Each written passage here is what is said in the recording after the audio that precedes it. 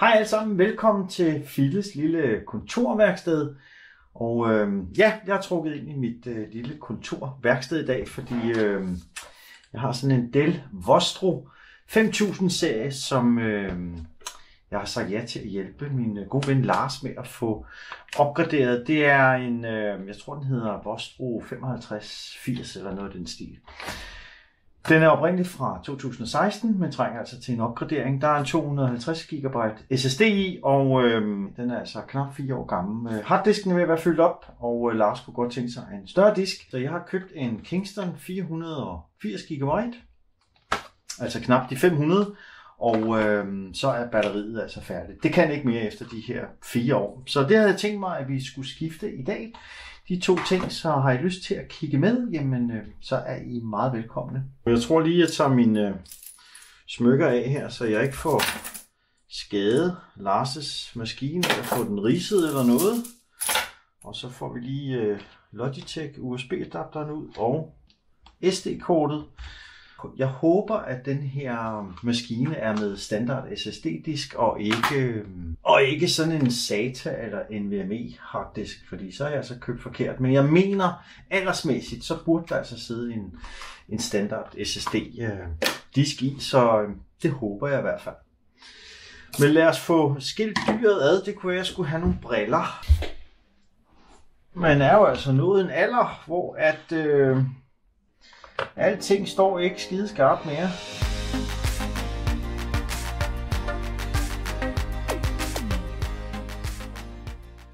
Og der var 11 skruer skulle ud, og så sidder der en enkelt, 12 skruer, 10 skruer. Jeg kan ikke tælle. 10 skruer skulle ud, og så sidder der nummer 11, som man ikke kan tage ud. Den er designet sådan, så den ikke skal kunne tages ud, men kun løsnes. Så skal vi have sådan et prying tool her, som I måske har set mig bruge før. Og så skal vi se, om vi kan få dækslet af den her bandit her. Så vi kan finde et godt sted at møve den ind i.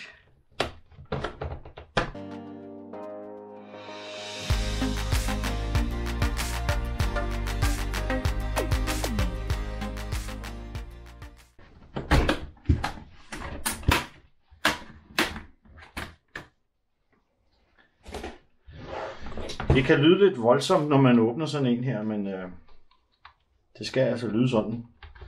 Og jeg skulle have taget et lidt mindre prying tool i dag her. Jeg tror, jeg tager en, der er lidt smallere, lidt mindre. Det er sådan en plekster til en guitar. Jeg tror, den er bedre at komme ind i. Men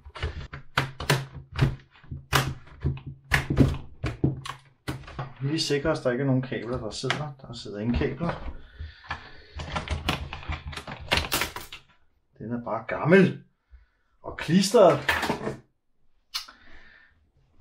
Jamen, her har vi så maskinen, og jeg kan se, der sidder rent faktisk en NVMe disk, harddisk, hvor gjorde jeg den? Der sidder rent faktisk sådan en NVMe harddisk i maskinen, men gudskelov så er der en SATA base til en standard SATA harddisk. Og her har vi så batteriet, som jeg har købt nyt af. Skal vi lige tjekke en gang, om det ligner i hvert fald det, jeg har købt. Og det her batteri præger også tydeligt mærke af, at det er ved at bule ud, ligesom jeg har set på en af de andre bærbare, jeg har skiftet.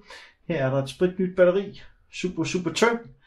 42 watt-timer er der på det, så det er ikke det vildeste i watt, men det kan da i hvert fald holde maskinen kørende et par timer. Lad os starte med at få batteriet af her. Det er simpelthen bare sådan en lille hiv- og sving-kontakt. Og så sidder der et kabel her på batteriet, som altså skal overføres til det gamle batteri, fordi det følger ikke med. Men ikke raketvidenskab det her. Som jeg tidligere sagt, hvis du er lidt fingernem og godt tør, jamen så kan du altså lave det her selv uden problemer. 4 små skruer, og så kommer der et batteri ud, og jeg kan mærke, at det er begyndt at bule, så det er nok ikke meget værd. Og så skal vi lige have det lille kabel af her. Hvordan det så end sidder fast. Det var også bare hiv og sving. Og så i med stikket. Sådan der. Og så monterer jeg batteriet igen, men jeg sætter det ikke til mainboardet endnu. Jeg vil godt have, at der ikke er strøm på, mens jeg lige skifter harddisken. Ellers så ser maskinen fin ud. Har fungeret rigtig, rigtig godt faktisk for Lars. Det er en arbejdsmaskine, som han bruger 10-12 timer om dagen. Så man må sige, at det har været et godt stykke værktøj det her. Og så tager vi lige SATA-disken ud her. Jeg tror ikke, at det her er en NVMe-disk faktisk. Nej, det er en standard SATA-disk. Så han får i hvert fald ikke en forringelse af hastigheden. Hvad har Dell så gjort her? Er det bare klister, de har sat på her? Så vi lige den her harddisk bagud. Også med 4 små skruer. Heldigvis har de altså leveret et kabel med. Der er rigtig mange producenter, som desværre ikke leverer det her kabel med, når man skal opgradere. Så skal man ud og tilkøbe det her kabel her. Men ikke her hos Dell. Tak for det, Dell. Og så skal vi se, om den her Kingston den passer i. Det er heldigvis sådan en Kingston Slimline. Den er ikke særlig tyk, så den burde hoppe direkte i her. Nu er det en SSD harddisk, så der er ikke nogen bevægelige dele i sådan en her, så reelt set behøver du ikke at montere alle 4 skruer her, men nu gør vi det for god ordens skyld. Så blev harddisken monteret i sin lille plastik caddy bay her fra Dell af, som de heldigvis havde leveret med. Så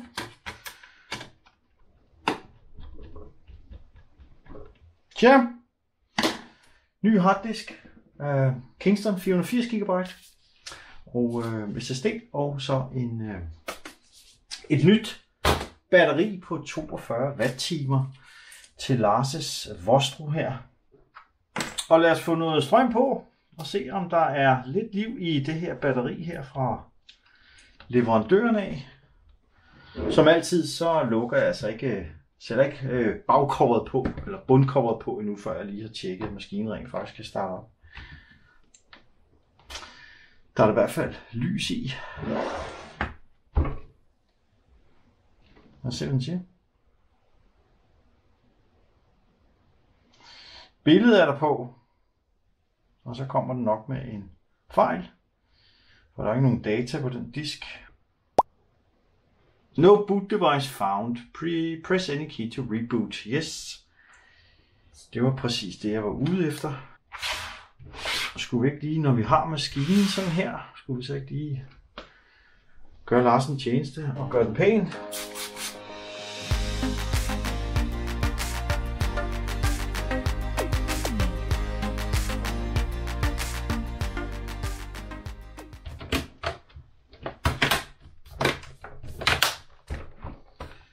Klik, klik, klik, klik, klik. Det lyder rigtigt alt sammen og ser fint ud i kanterne. Ikke noget, der gaber. Og lige en enkelt der. Sådan. Smukt arbejde, hvis jeg selv skal sige det. Så skal vi egentlig bare have møvet nogle skruer i. Jeg plejer altid med at lige krydsspænde. Det er ikke sikkert, det betyder en rygende fis, men det er sådan, jeg altid har gjort. Jeg krydsspænder lige alting. Og heldigvis så er skruerne lige lange, så det er fuldstændig lige meget, hvad der kommer i hvad hul. Altså skruemæssigt. Så er alle skruer i, og jeg tjekker dem lige, at de er håndspændt. Ikke mekanikerspændt, men håndspændt. Altså kvad den er 4 år gammel, så har Lars jo egentlig passet ganske pænt på den, vil jeg sige. Jeg har set det, der var meget, meget værre. Lad mig lige prøve en gang at tænde den op, og så se, at jeg rent faktisk kan se harddisken inde i BIOS'en. Ellers så har jeg da et problem. System Information. Hvor har vi? Primary hard disk, der står et nummer heroppe. M.2 SATA er none, fordi jeg tog altså den der lille M.2 disk ud. Men det ser ud som om, at den kan se en harddisk. Og så er der jo egentlig bare tilbage, det er, at Lars' data på den her lille M.2 SATA-disk, de data skal jo altså kopieres eller klones over på den nye maskine, fordi der ligger altså en meget, meget vigtig Windows 10 installation her med software og Office-pakke og PST-filer og e-mail, alt muligt mærkeligt. Og de data skal han selvfølgelig have tilbage. Ja, maskinen er som sådan færdig. Som jeg sagde, vi skal have klonet de her data, og det kan være et stort problem, når det ikke er en almindelig disk eller SSD, man skal klone fra, fordi der kan man jo få sådan nogle adapterkabler at sætte på, og så kan man klone dataerne. Det er straks værre, når man har en M.2 SATA eller en NVMe disk. Sådan en SSD her, så den kan man altså ikke tilslutte sådan lige umiddelbart noget. Men skal I bare se her, jeg har sådan et specielt lille kit. Super smart kit. Og det er egentlig meningen, at man skal, det er fra Icebox, I kan se æsken her. Det er egentlig meningen, at man kan sætte sådan en M.2 SATA disk i sådan et lille aluminiumskabinet her. Og så hvis man har sådan en i overskud, så kan man lave det om til et USB-drev. Det er også fint, men jeg vil egentlig bruge det her print til at sætte på USB-porten på maskinen, og så få klonet de data, Lars har liggende, sådan til at printet ud. Så vi skal egentlig bare have den her lille harddisk sat fast her.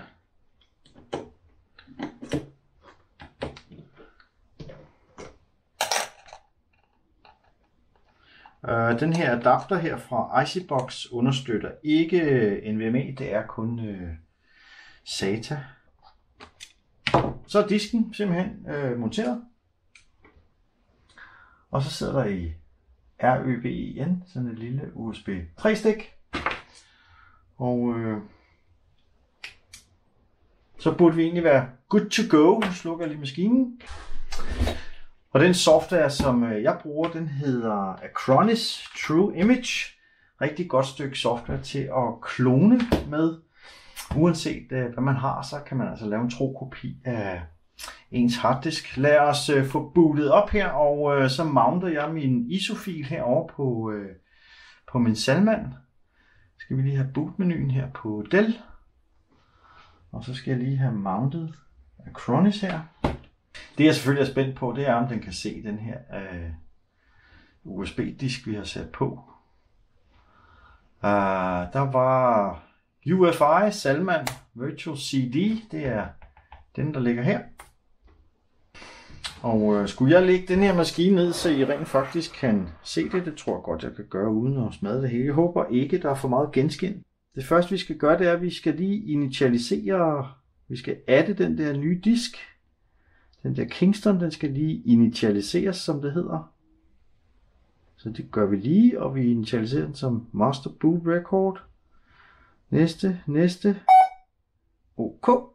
Og så har Acronis en ret fed funktion, der bare hedder Clone Disk. Så spørger den, om jeg vil gøre det manuelt eller automatisk. Jeg vil gerne gøre det automatisk. Og Acronis her kan se både min nye Kingston, den kan også se min M.2 SATA disk, jeg har sat på den her adapter. Og så kan den se min Salman disk. Select Source, det er Lars' gamle disk. Sådan, Select the Target, altså hvad for en disk skal modtage, det skal den her Kingston. Next. Så giver den mig lige en oversigt over, hvordan det kommer til at se ud, når vi er færdige. Proceed. Og så kan man vælge her at restart computeren eller shut down the computer when the operation is completed.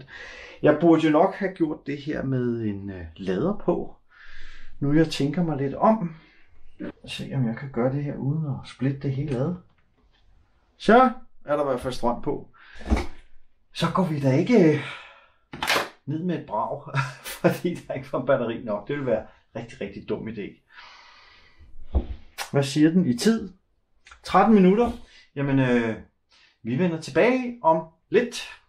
Nå, de 13 minutter, som Acronis sagde, det ville tage, det holdt i hvert fald ikke stik. Det ville også være meget mærkeligt, hvis jeg kunne overføre 250 gigabyte på 13 minutter via den her USB-port. Men den siger i hvert fald, at den er klonet successfully.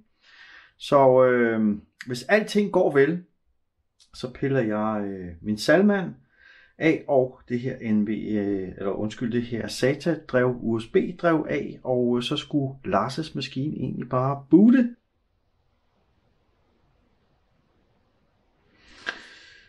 Så har vi boot. Ser det ud som om.